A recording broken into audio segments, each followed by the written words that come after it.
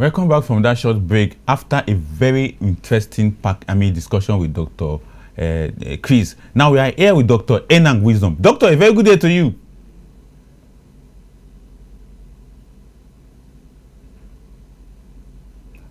All right, Doc, can you unmute yourself? So that we can hear you?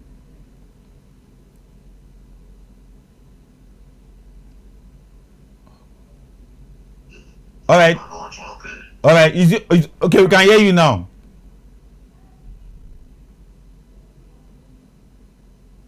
All right. Thank you very much. All right. Thanks so much, Doc, for joining us. Thank you very much for having me. All right, now. So let's get straight to our discussion. The oil and gas sector has been one of the focus of President Bola Ahmed Tinubu. Although we can see it from the angle of fuel subsidy removal, but he has done so much in the area of investment, trying to attract investors in the oil and gas sector, even with all the security challenges that befall the Niger Delta area for oil production sector. But what is your own assessment of President Tinubu reform in the oil and gas sector so far? I would rank it very highly, above 90%, in fact 95%. And the reason is we've seen such a massive change in the oil and gas fortunes. When he came in, the rig count was about 5 in number. Now we've gone above 55. And the rig count, for those that may be wondering, is an indication of how much exploration activities and production activities is going on out there in the field. So what that means is that we've been able to get in more investors interested into our fields, our oil and gas fields.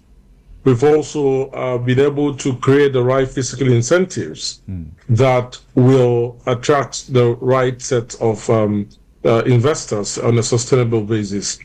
Now, what are these things that has changed? Let's look at the Petroleum Industry Act as one of the enablers. It took about, roughly about 20 years to draft the Petroleum Industry Act. Now, in the process of achieving that, what you would see is that a lot of those physical terms will become obsolete over time. And the reason is because other nations are providing very attractive physical terms. So if yours is as old as 20 years or is 20 years in the works, then there's a high chance that it is a bit moribund at the time you're passing it. So the president, being cognizant of these, has said, look, all right, let's ensure that, yes, we have a reform through the PIA, but that we update it. And it is constantly very much active and very competitive. And this was achieved through the presidential directive on oil and gas reforms, which targeted the fiscal incentives, which targeted the reduction of the contract cycles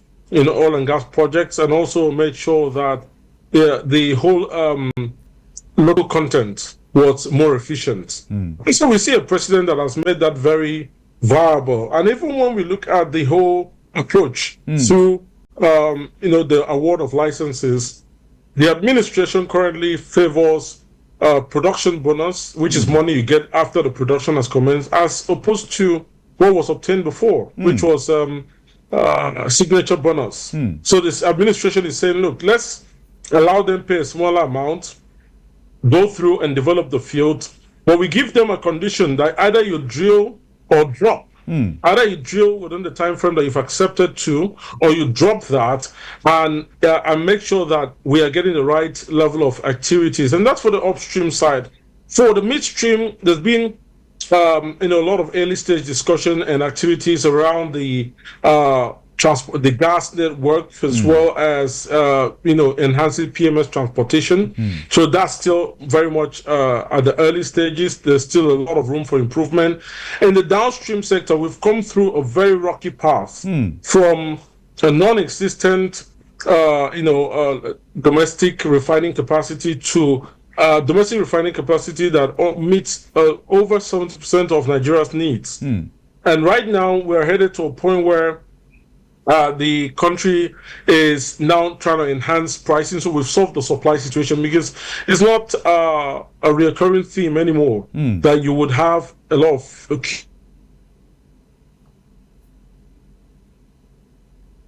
issues in the in the filling station. So what we're trying to do is to achieve a competitive level of pricing that will be more beneficial to the average Nigerian. So central to this theme, again, the federal government is already cognizant of that, is the success of the crude for naira deal. Exactly. The crude for naira deal, which the federal government has graciously said it should be continued, permanently. It's a very laudable word. In fact, he's been the game changer when it comes to operationalizing in a more efficient and effective manner the domestic sector of the downstream. Now, when you look at the crude for naira deal, what I tend to be very appreciative of it is that it comes with an opportunity cost that if you don't manage it properly, you will have issues. For example, we have loans that are crude backed, for example. We also have obligations that we have to pay back in dollars. We also have projects that need to be funded in dollars. We also need to improve the standing of our crude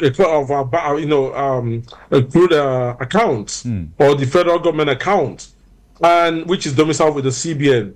So if a lot of our quota, a significant portion, is going to the domestic refineries, then how are we going to make up for the shortfall that were required ab initio to fund some of this project for which we were already having a deficit?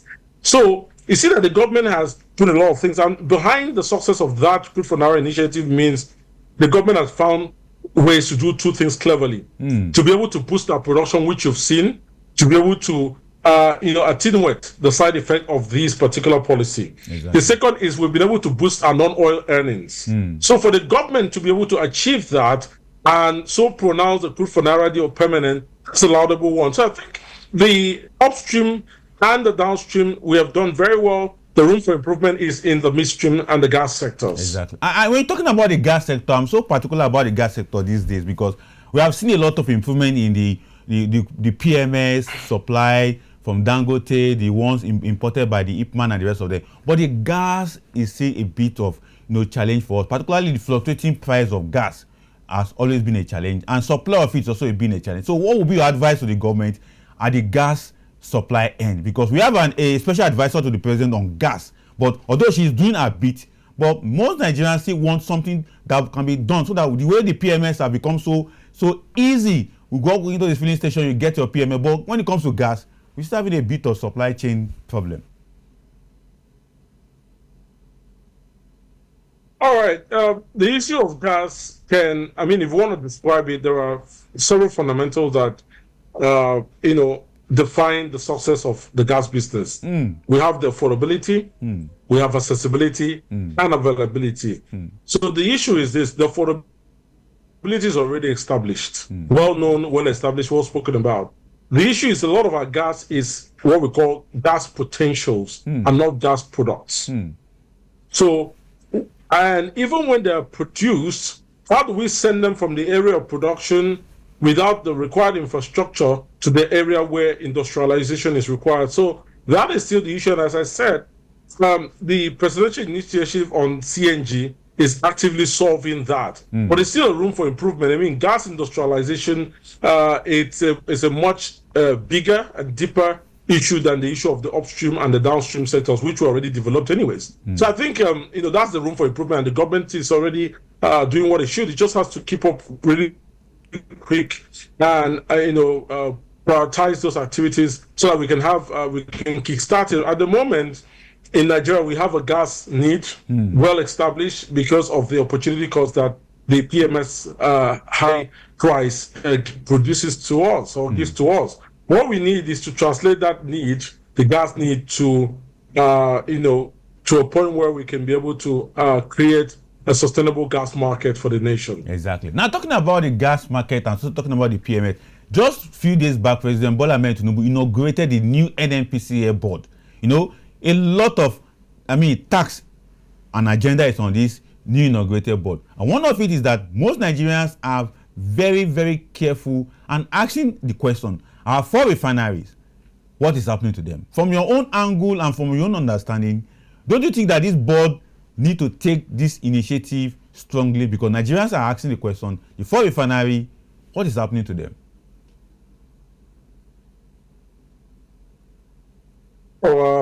The refineries, is something that has been a problem for a long time. And the problems are very much unilateral in nature. When we look at the Obasanjo administration, he had said that he contacted Shell Petroleum and asked them to, consider running the refinery, either by way of taking it over or by way of, running it on behalf of the nation and getting paid. But they declined. They stated three critical things. The first thing was the size of the refinery was not one that allows them to have the degree of freedom to be able to play with economies of scale and have profitability in the manner in which they thought was sustainable. The second bit was the issue of how the refineries were operated in the first instance, saying that philosophy, and of course the fact that the refinery themselves were not autonomous, so they had to take directives from the central NNPC at the time, was something they would work with. And the third was the fact that the refineries, the whole architecture of the reward system of the refinery wasn't one that they thought would engender growth. Because, for example, you have a director for refining operations get promoted, but then we do not have refined products. Now, for us to, because I'm a strong believer of lessons learned, for us to be able to say we are now about to profitably operationalize that refinery, my question is, how exactly have we been able to solve those cardinal questions that were asked a couple of decades ago? Because without solving that, we're only running round circles. That's the problem that I have. Those questions were as valid as yesterday as they are today.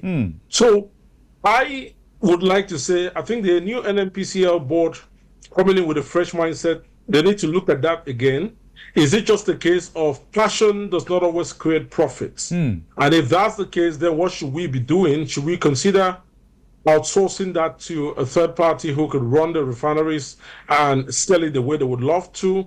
Or should we consider selling it outrightly to other people? So again, it just depends on what the business case determines. But I think this is a time to step back, and look at the risk assessments again, look at the economic case, allow the business case to drive the decision, because passion does not always create profit. I think that is exactly the way that I'm looking at this particular refinery issue. Exactly. Now, before I let you go, Dr. Wisdom, the issue right now is that President Bola Tinubu has spent 2 years with great economic reform in the oil and gas sector, but his next 2 years to round up his first term, what would be your expectation? Because as you earlier pointed out, there's still room for improvement, particularly in the oil and gas sector. I also need to work on our refinery to see what we can do about it. But what would be your expectation that at the end of 2027 will be, after this is what we can find out that the president has really done on the oil and gas sector?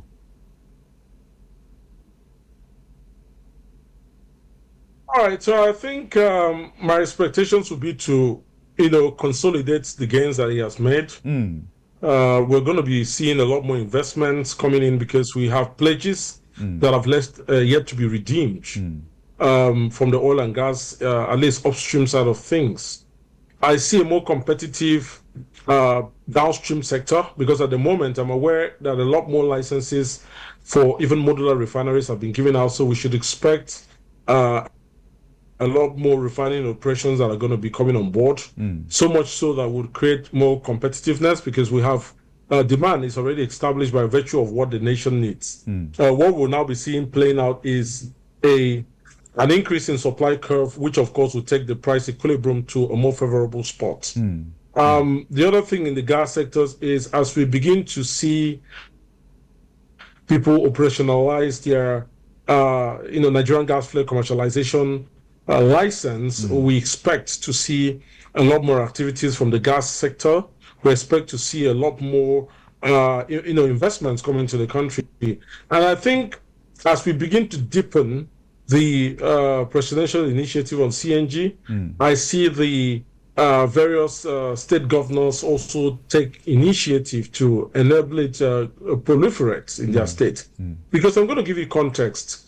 There is, when you talk about gas, there is always need to consolidate on all of your infrastructure, if you could, and commingle them together at a point. And one of the smartest ways to achieve that would be to build a gas industrial park. If you can build a gas industrial park where we can send, it's easy to send, infrastructure or put pipelines to send gas to that area. From there, one of the first thing you can do is you can do urea manufacturing. From there, you could do CNG and other byproducts of gas. Even from there, you could take it and build a chemical production center. Even from there, that is based on gas.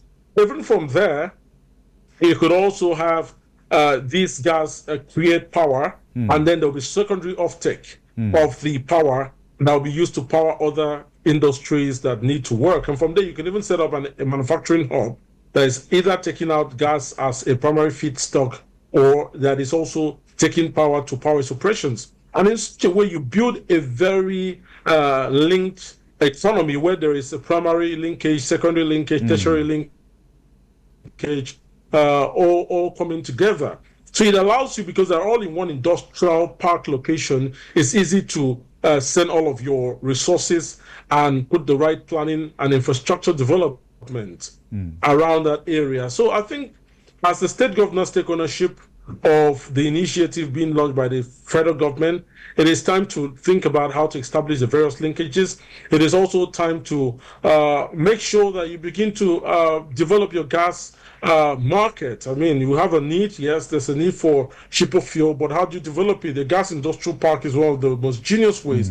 I mean, if you go to England or the US today, they have industrial centers where they have all sorts of industries around there. And if you look at it, one clever thing about all of them is that they all are built in an interdependent manner where the needs of one particular company creates the market for another company, and so they can coexist in a very symbiotic way that is beneficial even to their to their market survival and to their profitability. It's a quite very intelligent submission from you, Dr. Wisdom Enang. It's quite interesting that we have you on the park. I have other questions I need to ask about the falling crude oil price, but time will not permit us to delve into that. But hopefully, maybe next week we could also bring you up to talk about the falling and dropping oil pricing just within 1 month.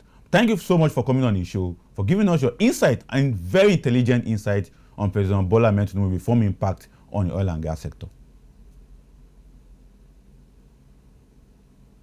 Thank you very much. I'm grateful. All right, sir. So enjoy the rest of your day in Lagos.